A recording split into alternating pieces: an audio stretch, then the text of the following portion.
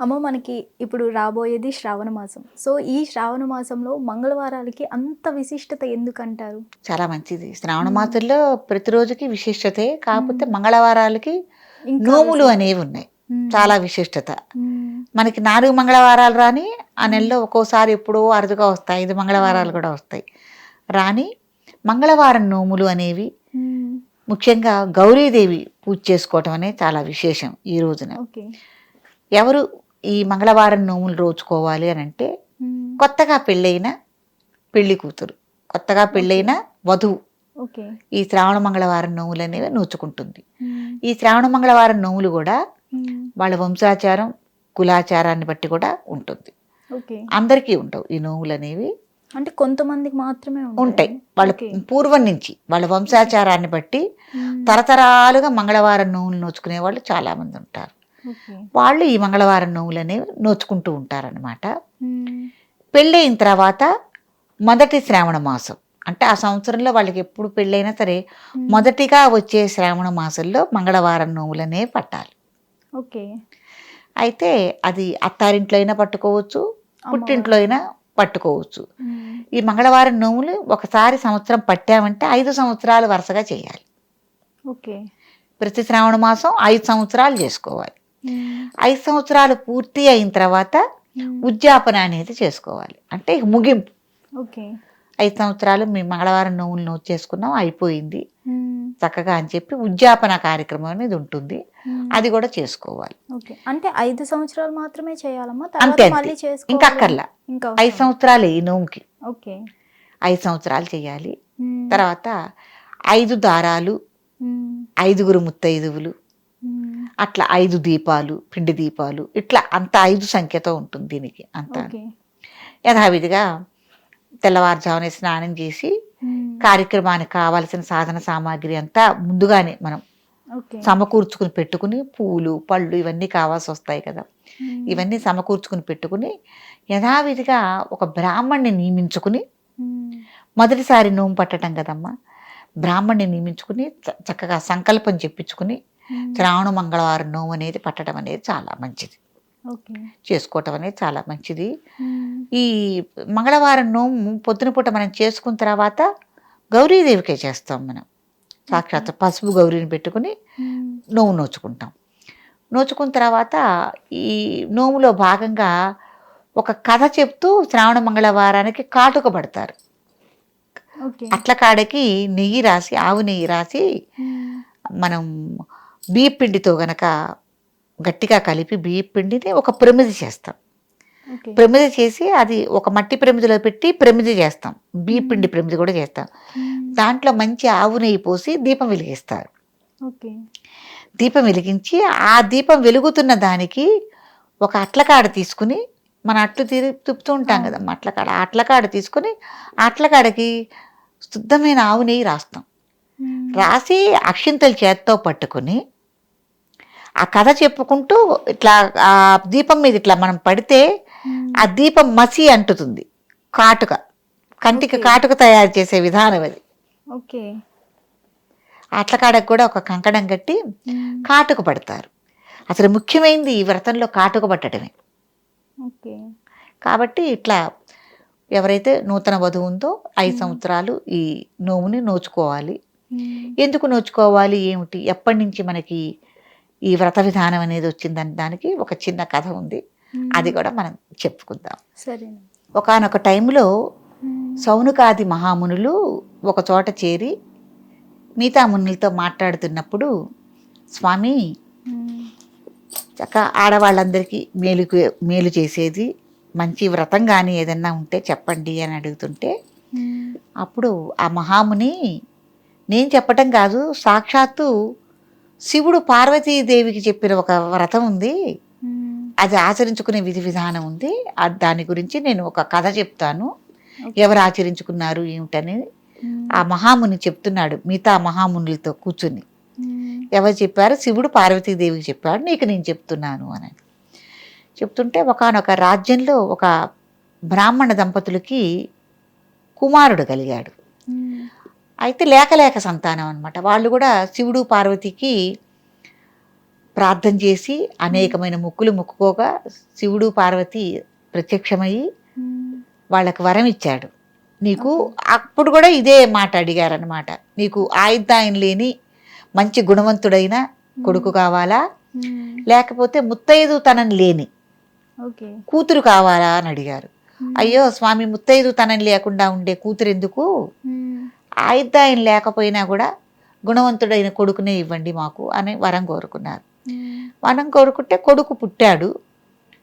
పుట్టి పెద్దవాడయ్యాడు. పెద్దవాడయిన తర్వాత ఆ తల్లి ఏంటంటే, యమదూతలు పుట్టిన దగ్గర నుంచి వస్తున్నారు, చీటీ మాటికి వచ్చి తీసుకుపోదామని పిల్లాడిని పుట్టినప్పటి నుంచి. తల్లి ఏం చెప్తుందంటే, యమదూతలు వచ్చినప్పుడల్లా స్వామి ఆగండి, ఇప్పుడే కదా పుట్టింది, అతను పాలిచ్చుకోవాలి, నీళ్లు పోసుకోవాలి, లేకపోతే ముద్దు మురిపాలు చూసుకోవాలని అట్లా అన్నీ దాటేసుకుంటూ వస్తుంది. దాటేసుకుంటూ వచ్చిన తర్వాత పెద్దవాడయ్యాడు. పెద్దవాడైన తర్వాత ఇంకా నేనేం చెప్తాను, పెద్దవాడు అయిపోయావు, ఇప్పటిదాకా ఆటలు పాటలు ముద్దు మురిపాలని చెప్పుకుంటూ వచ్చాను యమదూతలకి.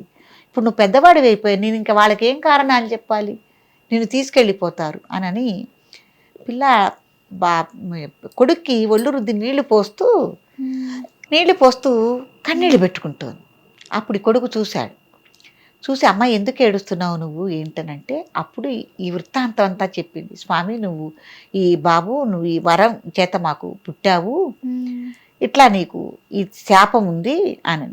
అమ్మ నువ్వు ఏడవకు, కన్నీళ్ళు పెట్టుకోకు, నేను కాశీ క్షేత్రం గనక దర్శనం చేసుకుంటే ఈ అపమృత్యు భయాలని పోతాయని అంటారు కదా, నువ్వు నాకు మేనమావం తోడు చేసి పంపు, నీ తమ్ముడిని నాతో తోడు చేసి పంపు, నేను కాశీ యాత్ర చేసి వస్తా, ఆ మృత్యు భయాన్ని నుంచి కూడా నేను దాటి వస్తాను, నన్ను నమ్మమ్మా, నన్ను కాశీ పంపించు అని అడిగాడు. అప్పుడు ఆ తల్లి ఏం చేసినాడు, తన తమ్ముడిని అంటే పిల్లాడి మేనమావని తోడిచ్చి పంపించింది కాశీ యాత్రకి. పంపిస్తే మార్గ మధ్యంలో మరి రాత్రిళ్ళు ఎక్కడొక్కడ ఉండాలి కదా, ఒక నగరానికి వచ్చారు. ఒక నగరానికి వచ్చి వాళ్ళు నిద్రించే టైంలో, ఆ రోజు సాయ సంధ్యాకాల టైంలో ఆ నగరంలో ఉన్న మహారాజు యొక్క కుమార్తె తన తోటి స్నేహితులందరితో చెలికత్తెలతో కలిసి ఆ ఉద్యానవనంలో పూలు కోసుకోవడానికి వచ్చింది. పూలు కోసుకున్నారు. వెళ్ళిపోయే ముందు వాళ్ళకి ఈ చెలికత్తెలు ఉన్నారు, మిగతా వాళ్ళకి ఏదో మాట అనుకుంటూ తిట్టరాని తిట్టుకున్నారు, ముండా అనే తిట్టుకున్నారు. అప్పుడు ఈ యువరాణి విని, ఇదేంటి ఇట్లాంటి చెడు మాటలన్నీ మాట్లాడుతున్నారు, మన రాజ్యంలో అట్లా పశువు కుంకం లేని ఆడవాళ్ళకి స్థానమే లేదని తన ఒళ్ళో కోసుకున్న పూలని పైకి విరజిమ్మింది. ఇవిడు కూడా కొద్దిగా ఆవేశంగా, తప్పుడు మాటలు మాట్లాడుతున్నారు మీరు, అలా మన రాజ్యంలో జరగదు అని విరజిమ్మేసరికి ఆ పువ్వులన్నీ చక్కగా పైకి వెళ్ళిపోయినాయి. పైకి చేరినాయి కానీ కింద రాళ్ళ. అప్పుడు ఈ సత్రంలో ఉన్న ఆ పూల తోటకి పక్కనే ఈ సత్రంలో వీళ్ళున్నారు, మేనమామను మేనల్లుడు. ఇవి ఉండి చూశారు. చూసి చాలా మంచి శక్తి కలిగిన అమ్మాయి యువరాణి అని వీళ్ళు అనుకుంటున్నారు. అని అనుకుని ఆ తిట్టే అసలు అమ్మాయికి ఎందుకు వచ్చేంత కోపం అంటే, అదే రోజు రాత్రి ఆవిడకి పెళ్ళి, యువరాణికి వివాహం నిశ్చయమైంది. పెళ్లి వారందరూ తరలి వస్తున్నారు, ఏదో పూలు కోసుకోవడానికి సరదాగా వచ్చినప్పుడు ఆ టైంలో వాళ్ళు తిడితే బాధగా ఉంటుంది కదా, అసలే నాకు ఈ రాత్రికి వివాహం, మీరు ఇట్లా తిడుతున్నారని ఆవిడ కేకలేసింది మిగతా వాళ్ళంతా. అప్పుడు వీళ్ళు ఈ మేనమామ ఈ మేనల్లుడు ఉండి కూడా ఇది గమనించారు.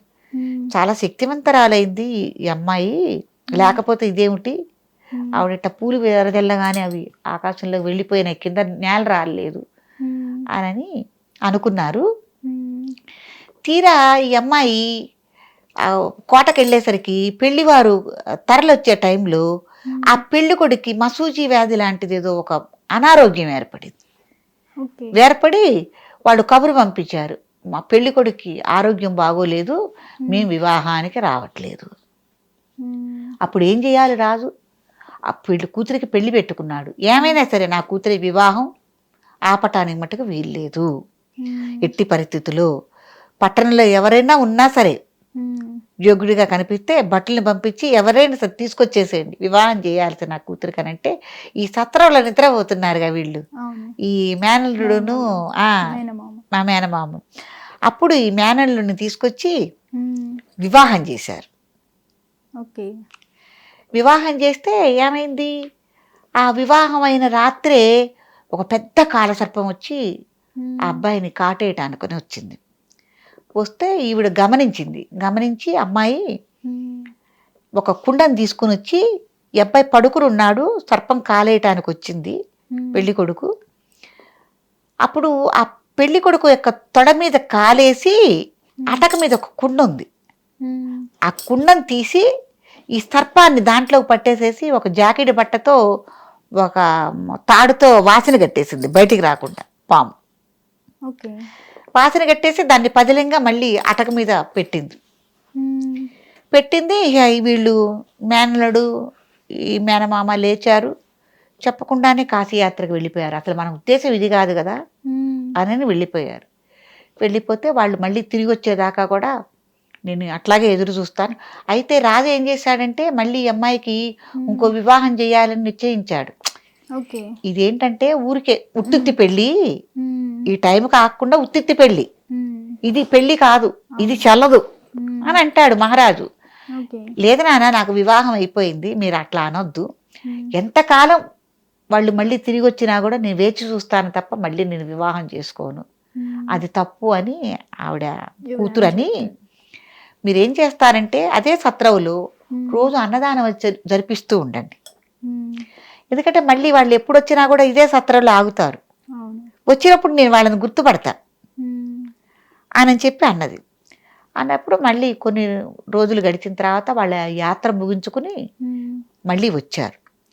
వచ్చినప్పుడు ఆనవాలు ఏమిటి అనంటే, ఆ రోజు పసుపు పారాణితో నీ తొడ మీద కాలేసి నేను ఎక్కా, అదొక గుర్తు. మీకు నేను పలహార పళ్ళెల్లో మీ పెడుతుంటే మీ యొక్క ఉంగరం ఒకటి జారి పడింది, అదొకటి నా దగ్గర ఉన్నది, ఇదిగోండి అని చెప్పి గుర్తులు చూపించింది. వాళ్ళకి తెలుసు కదా ఈ విషయం గురించి. చూసిన తర్వాత ఏమిటి అసలు మరి ఏమిటి దీనికి నిదర్శనం అంటే, ఆ రోజున కారసర్పం కాటేయటానికి వస్తే నేను దాన్ని పట్టి బంధించి అటక మీద పెట్టా కుండలో అని చెప్పి అప్పుడు ఆమె తీసింది, ఆ కుండని తీసి ఆ గుడ్డను తీసి ఇప్పది చూస్తే దాంట్లో ఆ మహాసర్పం పూలదండై మారి ఉంది. అంటే మహా పతివ్రత కదమ్మా. అప్పుడు మారి ఉండటం వల్ల ఇది ఈ పిల్లాడికి అపమృత్యు భయం ఉందని చెప్పి ఆ తల్లిదండ్రి ఏడ్చి ఏడ్చి ఏడ్చి వాళ్ళకి కళ్ళు పోయినాయి, అందురైపోయారు ఈ పిల్లాడి యొక్క తల్లిదండ్రి. అప్పుడు ఈ దోషం ఉందా అని ఈ అమ్మాయి ఈ నోము, ఈ గౌరీ వ్రతం నోము నోచుకుని ఆ కాటుక ఉంది కదా అట్లా అక్కడ కాటుక, ఆ కాటుక సకల సంపదలతో అత్తారింటికి వెళ్ళింది. వెళ్ళి ఈ కాటుకని ఆ అత్తమామలకి ఇచ్చింది. అత్తయ్య పెట్టుకోండి, మామగారు పెట్టుకోండి, వాళ్ళకి ధరింపజేసింది కాటుక. ఆ కాటుక పెట్టుకోగానే వాళ్ళకి చూపు వచ్చేసింది. కాబట్టి శ్రావణ మంగళవారంలో ఈ నోము అనేది గౌరీదేవికి నోచుకోవటం అనేది అంత విశేషమైంది, అంత గొప్పది. కాబట్టి మన ఆచార వ్యవహారాల్లో సనాతన ధర్మంలో అప్పటి నుంచి ఈ శ్రావణ మంగళవారం నోములు మనం నోచుకోవటం అనేది జరుగుతుంది అన్నమాట. దీనికి అంత 5 సంఖ్యగా ఉంటుంది. 5 దారాలు, తోరాలు పోసుకోవటం, 5గురు ముత్తైదులకు వాయనం ఇచ్చుకోవటం, పూర్ణంబూలు నైవేద్యం, తర్వాత యథావిధిగా పులిహార, పొంగలి, దద్దోజనం లాంటివి అన్ని విశేషంగా నైవేద్యాలు పెట్టుకోవటం, యథావిధిగా గౌరీదేవిని ఆరాధన చేసుకోవటం, ఇవన్నీ కూడా చేసుకోవచ్చు. ఒక రకంగా కొంతమంది ఏమంటారంటే వివాహానికి ముందే ఈ వ్రతం కూడా చేసుకోవచ్చు అని అంటారు. అప్పుడు పూర్వం రోజుల్లో మనకి చిన్నపిల్లలప్పుడే వివాహాలు చేసేవాళ్ళమ్మ, ఆడవాళ్ళకి 5 ఏళ్ళకి 6 ఏళ్ళకి 10 ఏళ్ళకే వివాహాలు చేసేవాళ్ళు. కాబట్టి వీళ్ళకి నోమును నోచుకునేంత వయసు అనేది ఉండేది కాదు. కాబట్టి వివాహం అయిన తర్వాత నోచుకునేవాళ్ళు, అంతే కదా, వాళ్ళకి అప్పుడు సరిపోయేది టైం. కాబట్టి ఇప్పుడు వివాహానికి ముందే ఈ నోము నోచుకోవచ్చు అని కూడా కొందరు మనకి పెద్దవాళ్ళు చెప్తున్నారు. కాబట్టి అట్లా కూడా నోచుకోవచ్చు. ఇది శ్రావణ మంగళవారం నోము అన్నమాట. అప్పటి నుంచి సాక్షాత్తు పార్వతీదేవికి శివుడు చెప్పటం వల్ల మన ఈ నోము ఆడవాళ్ళు నోచుకోవటం అనేది జరుగుతోంది. ఇది వంశాచారం. ప్రతి పెళ్ళైన ఆడపిల్ల తప్పకుండా ఈ నోము నోచుకుని తీరవలసిందే. పెద్దలు దగ్గరుండి చేయిస్తారు.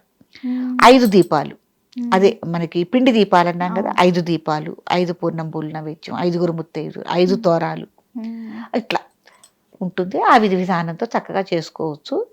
మొదటిసారి మటుకు చక్కగా బ్రాహ్మణ్ణి నియమించుకొని చేసుకోవటమే మంచి పద్ధతి. తర్వాత 4 మంగళవారాలు కానీ 3 మంగళవారాలు కానీ మీకు వస్తే ఆ కథ చెప్పుకుని మీ అంతా మీరు చేసుకోగలిగితే కనుక చేసుకోవచ్చు, తప్పేమీ లేదు. కానీ చివరి మళ్ళీ ఉద్యాపన అనేది ఉంటుంది కదా, ఏంటి ఈ 5 సంవత్సరాలు అయిపోయిన తర్వాత ఉద్యాపన కార్యక్రమం అని ఉంటుంది. అది కూడా చాలా క్రతువుతో కూడిందే. అప్పుడు మళ్ళీ మనం బ్రాహ్మణ్ణి నియమించుకునే ఉద్యాపన చేసుకోవాలి. ఇది శ్రావణ మంగళవారం, శ్రావణ మాసంలో వచ్చే మంగళవారాల విశిష్టత, గొప్పతనం. ధన్యవాదాలు. హిట్ టీవీ యాప్, ఇందులో short news, live news, entertainment shows, movies, digital magazines తో పాటు మీ జిల్లా వార్తలను కూడా ఫ్రీగా చూడొచ్చు. ఇంకెందుకు ఆలస్యం, వెంటనే హిట్ టీవీ యాప్ ని డౌన్లోడ్ చేసుకుని ఫ్రీగా ఎంటర్టైన్మెంట్ పొందండి. Hit TV app. Hit TV app. Please download hit TV app. Hit TV యాప్ని ఫ్రీగా డౌన్లోడ్ చేసుకొని ఎంజాయ్ చేయండి. మీకు నచ్చిన ఎంటర్టైన్మెంట్ కోసం హిట్ టీవీ యాప్ ని ఫ్రీగా డౌన్లోడ్ చేసుకుని ఎంజాయ్ చేయండి. హిట్ టీవీ యాప్ ని డౌన్లోడ్ చేసుకుని ఆస్వాదించండి, ఆశీర్వదించండి. ఇంతమంది సెలబ్రిటీలు హిట్ టీవీ యాప్ ని డౌన్లోడ్ చేసుకోండి అని చెప్తున్నారంటే ఎంత మంచి యాప్ ఆలోచించండి. అమెరికా అమెరికా అమెరికా అమెరికాలో చదవాలనుకునే వాళ్ళకి విశ్వసనీయమైన పేరు మన శౌర్య కన్సల్టెన్సీ. UK లో 1 year masters, UK లో 1 year masters, 2 years work permit up to 5 years visa. Contact Saurya Consultancy. Contact 89851 89851.